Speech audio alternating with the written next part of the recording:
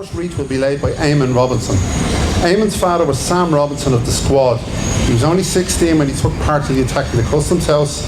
When he entered the building that day, little did he know he was to be imprisoned by the British and a year later fighting the Civil War. In a few short years, he's seen more death and destruction than most people will see in a lifetime. These events had a lasting effect on the men in both their physical and their mental health for the rest of their lives. Eamon's father was one of the very few that seen his 80th birthday. Most of the ASU and the Squad men died young from the effects of their service. The sacrifice of their youth has given the generations that followed a better quality of life than the ones that went before them. Eamon Robinson. My name is Eamon Robinson. I'm the youngest of my own family, born in 1944. My dad was back in the army at that time.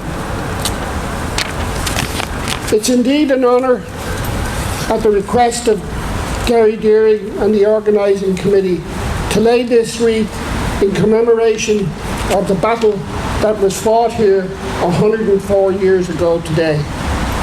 We honour the people who lost their lives, both civilian and military.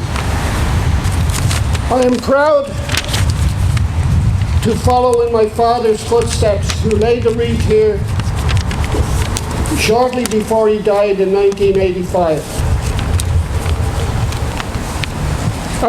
As a member of E Company of the 1st Battalion, Jeremiah Robinson was my father, who became known as Sam, who participated here in the battle, and also his brother, Christy, was in Tara Street making sure the fire department were busy. Later on, my dad was seconded to the Squad and out on Bloody Sunday. If you can imagine, this man, or boy, was only 16 years old. The first casualty at Croke Park was his cousin, Willie Robinson, an 11-year-old schoolboy.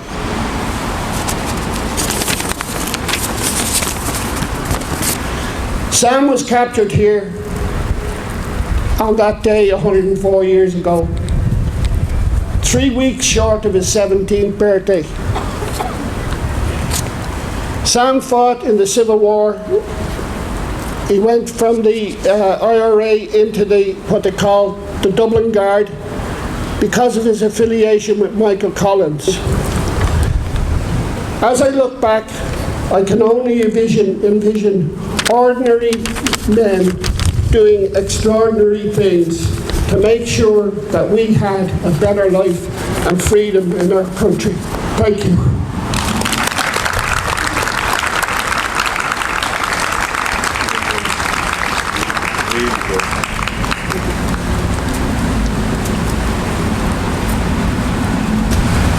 Thank you, Eamon.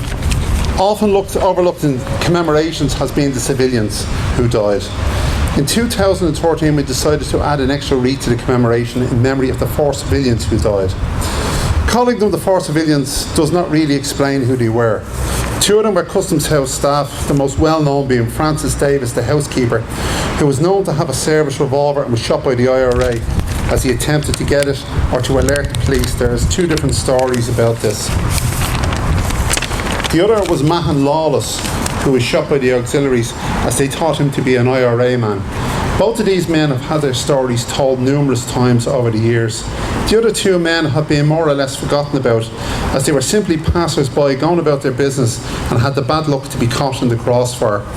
One man was called James Conley. The other man was John Byrne. Today we are lucky to have a cousin of John's lay the second wreath in his memory, Francis Byrne.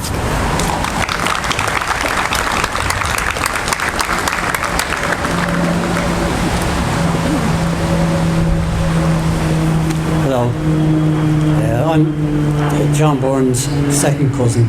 Francis Byrne is my name. And it gives me great pleasure to be able to be here to present, to lay the wreath in memory of the civilians who lost their lives on that particular day.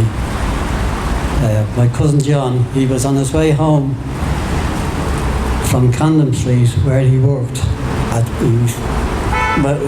heading home for his dinner. It was dinner in those days, not lunch. He left at 1 o'clock to cycle to Killarney Street, just across the road there. On his way home, he come this way, and I believe he must have heard some commotion in Custom House, and he seems to have taken a shortcut through the grounds, and unfortunately he got shot.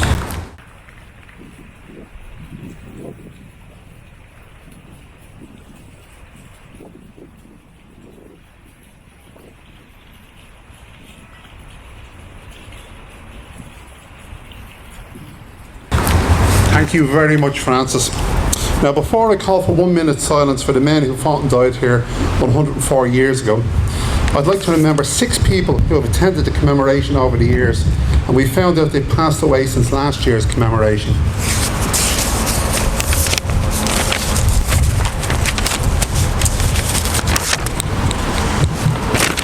Jim Murphy. Jim passed away in April 23. Jim attended commemoration with his friend Tom Keogh, the brother of the squad man. Jim had a huge interest in Irish history, and I was really impressed by his enthusiasm and his knowledge of the revolutionary period. Liam Flynn. Liam passed away last November. Liam came here for years with his family to pay his respects to his late father, Anthony Flynn, who drove one of the trucks here with the paraffin to burn the building. I got to know Liam very well over the years, as he attended a lot of commemorations and laid a wreath for us in 2018. Patricia Moran. Patricia passed away last November and was the niece of Daniel Finlayson of B Company 2nd Battalion. Patricia, along with her family, was a great supporter of the commemoration, and it seems strange not seeing her today, as she always attended so many times. Des Duffy passed away in January. Des attended the commemoration lots of times, travelling from Birmingham with his son Peter to pay homage to his father, Michael Duffy, who was a member of E Company 2nd Battalion. Michael helped pick and arm the men for the attack. Jimmy Wren, who passed away in February. Jimmy attended the commemoration as his father had fought in the GPO in 1916. He kindly let us use some of his artwork for our website. Jimmy left an amazing legacy in the form of his many books he wrote, including the GPO and the Four Courts Garrison. Now, the last person I only found out this morning that he died is Francis Lane. Francis passed away last July. He was the son of Edward Lane of A Company 2nd Battalion. He was a big contributor to the Facebook page, especially in the early years, so he was very generous with his photographs and his knowledge. He'd be badly missed. Now, I'm going to ask you all, may they all rest in peace, and I'm going to ask you all, will we observe a 1 minute silence, please?